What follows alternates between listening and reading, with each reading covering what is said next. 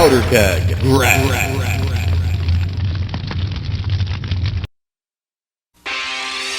Teenage Mutant Ninja Turtles, Teenage Mutant Ninja Turtles, Teenage Mutant Ninja Turtles, heroes in a half shell, turtle power. Teenage Mutant Ninja Turtles. It started off as a comic, but quickly became an instant success. This led to 3 cartoon series, a live-action series, 5 movies, toys, an assload of merchandise, and video games. Focusing just on the video game side, the video game that was bestowed unto us was Teenage Mutant Ninja Turtles for the Nintendo Entertainment System. You remember that game, right? Aw man, I fucking hated that game. I just wanted to punch a baby right in its fucking throat. It was rated as one of the top grossing Nintendo games at the time, but it was also rated as one of the most frustrating NES games ever made. That just goes to show that success doesn't mean it's good, but still we as kids accepted it, and that was the game of what the majority of us grew up with. In 1989, an arcade version with the same name was released. The arcade version was smoother, better, allowed up to 4 players, and was overall a game you could enjoy. The arcade version was so successful that a year later it was ported to the Nintendo Entertainment System as Teenage Mutant Ninja Turtles 2: The Arcade Game, making it a sequel to the first. While being superior to the first game, the NES version obviously was inferior to its arcade counterpart. I can't recall if I ever played the arcade as a kid. Well, what better time than now? Let's play Teenage Mutant Ninja Turtles for the arcade.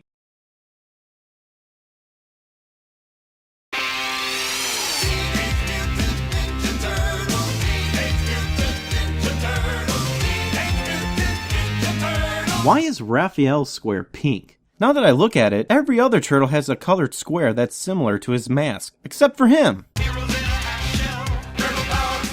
So you can pick any of the 4 turtles, Leonardo, Donatello, Michelangelo, or Raphael. Each turtle is unique in their own way. Leonardo and Michelangelo are mid-range fighters and have average speed. Raphael has a small reach, but he's quick at hitting. His strikes are like his temper. Donatello is the slowest of the 4, but he has the longest reach. I'm gonna pick Donatello for the main play, since I think long range will come in handy. So the turtles see that April's apartment is on fire in the distance. Good thing they spend their nights standing on roofs and jump off to go rescue her. Hang on, April!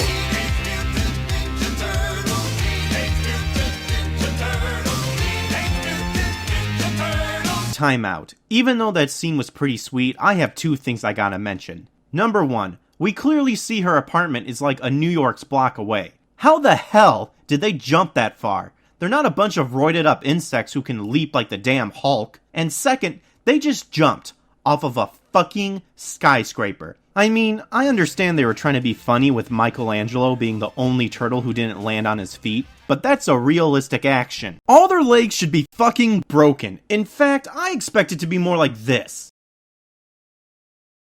So stage 1, excuse me. Scene 1, where are we, in a fucking play? Involves rescuing April from her burning apartment. This is where we get the feel of the controls, and they are excellent and straightforward. You just have 2 buttons, attack and jump. Hitting both at the same time does a special attack. Leo, Mikey, and Don perform a mid-swipe attack that kills any foot soldier with 1 hit. Raph does a rolling kick, a kick that is not a 1-hit kill. That's just like him, being as rebellious as ever. What a fucking douchebag. We go into April's room, and this is where we meet our first boss who arrives via drill, Rocksteady.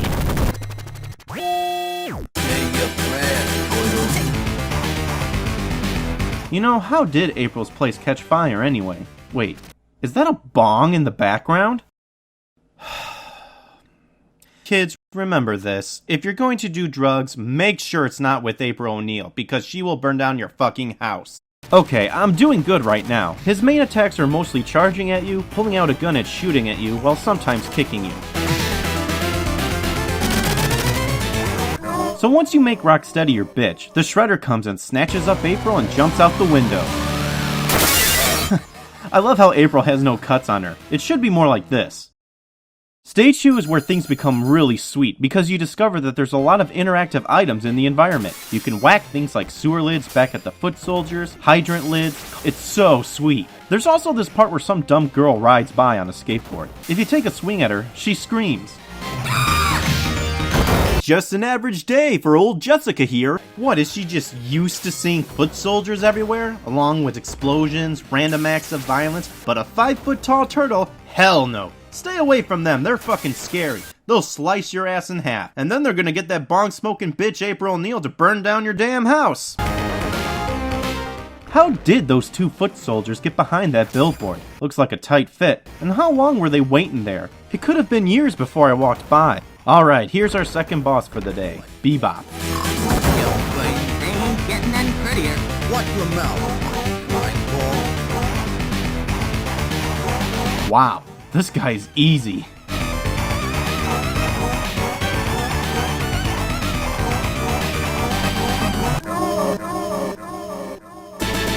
You know, that always bothered me. Why does it hurt you to fall down the sewers earlier, but now it's apparently okay?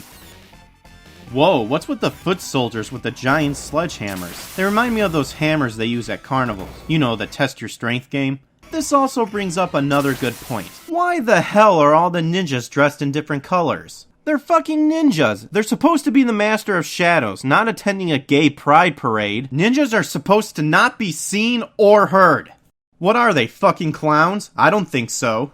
So here we have new enemies that appear in the game, Mousers. This is clearly foreshadowing that Baxter Stockman. If you stand in the water, a bunch of missiles start shooting at you. What a bunch of fucking bullshit. Going to be our next boss battle. Hey, look at that. We have a winner. It's Baxter Stockman. I always hated this fruit due to the fact of having to chase him around the area, jumping in the air and kicking him like a damn fool. Ugh, finally I beat him. But you know what? That's not the only way to beat him. Oh no. Did you know that if you just kill all the Mousers that he drops, he just flies away? And that's that. Pussy. Alright, back above ground, fighting more soldiers. Keep the dive. Okay, so this time we face Rocksteady and Bebop together. Time to kick their ass. Again. I do enjoy them running into each other. After you defeat them, April easily gets out of her ropes. If she could do that, what was the point of rescuing her? The turtle van rolls in, April gives you a kiss. Yeah, I'd never kiss a turtle. And it's on to the next scene. This level gets crazy because you deal with a bunch of enemy foot soldiers driving cars, spikes, and helicopters. I always got a kick riding those propelled skateboards. I also enjoy if you ever get hit, the skateboard seems to follow you wherever you go. What the hell is up with those missiles? We went from dumbbell hammers to now missiles? Talk about overkill!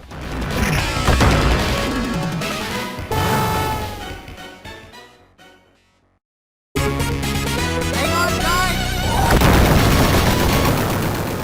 What's the point of jumping in the turtle van if you're just going to crash off of a fucking ramp? The fuck? Alright, scene 4. We're almost close to the end. There goes Splinter getting carried off by a bunch of Mousers. How is he a ninja master but he can't wiggle free from a bunch of robotic mice thingies? What a pathetic fuck. Good turtle. Alright, so this is Granitor the Stone Warrior. Just expect to die. A lot.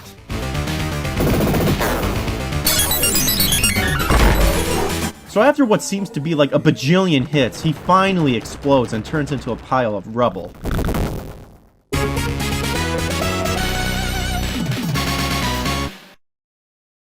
Thank you, my turtles. Aw, what the hell, Splinter? April gave me a kiss, why can't I get one from you? Yeah, the motherfucking Technodrome. Scene 5! We gotta find the Technodrome! Even though the scene before showed that we clearly found it! Alright gang, we're near the end of the game, and all hell is breaking loose.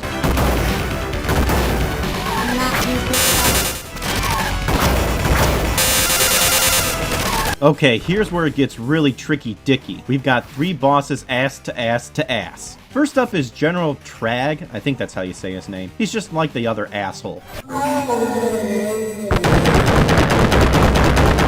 Next up is Krang in his robot body. Just beat the shit out of him and make sure to avoid those rocket punch and lasers. He's just smiling away, isn't he? What an ass!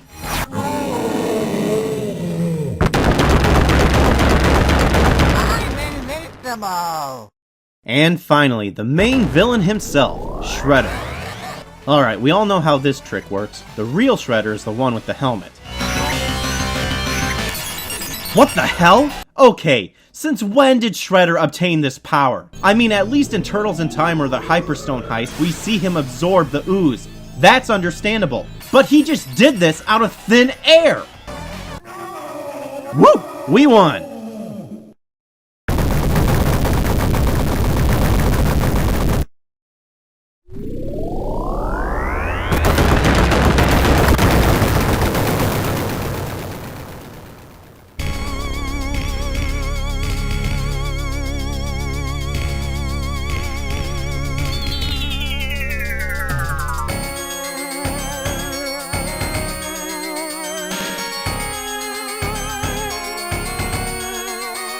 Well, we saw Krang disappear to Dimension X, but Shredder got straight up incinerated. Until we know, none of us can sleep safely. Yeah, I sure can't sleep knowing there's a floating brain and a man named after an office supply running around out there. And that's Teenage Mutant Ninja Turtles for the arcade. The gameplay is fun, the graphics are nice and colorful, and the controls are simple and sweet. It's definitely not a pushover, as you will die again and again. But it gives you that level of frustration that makes you want to keep playing it over and over. All that's left is to put your initials in for the high score and the game starts over. Aw, that's cute. Little bio cards.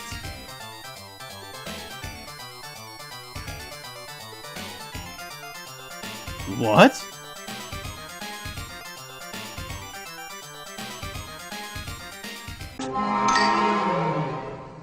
Good night, everybody.